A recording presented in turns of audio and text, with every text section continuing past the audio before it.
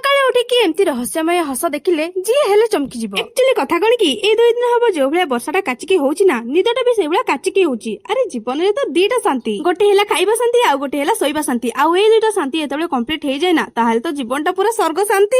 ଆରେ ଆଉ ଏ ଶାନ୍ତି ଛଡା ମୋ ଜୀବନରେ ଆଉ ଗୋଟେ କାମ ହେଲା ସକାଳ ହେଲା ମାନେ ଆପଣଙ୍କ ସହ ବସି ଗପିବାରେ ବି ବହୁତ ଶାନ୍ତି। ଆଜି ବି ସକାଳୁ ଆପଣଙ୍କ ସହ ଗପି ଗପି ବ୍ରଶ କରିବା ସହ ରୋଷେଇ କାମ ବି ସାରିଦେଲିଣି। ଦେଖୁଛନ୍ତି ତ ମୁଁ କେତେ ଚାଲାକ। ଆଉ ଆଜି ବ୍ରେକଫାଷ୍ଟ ଟେଷ୍ଟି ଟେଷ୍ଟି ଚଣା ସାଲାଡ ଖାଇ ଶକ୍ତି କରୁଥିବା ବେଳେ ଅତି ଖୁସିରେ ନାଚି ନାଚି ଯାଇଥିଲେ ଫ୍ରେଶ ହେବା ପାଇଁ। ଆଉ ଆଜି ମୁଁ ଏତେ ବଡ ବର୍ଷା ପାଗରେ କଣ ଖାଇବି ଜାଣିଛନ୍ତି?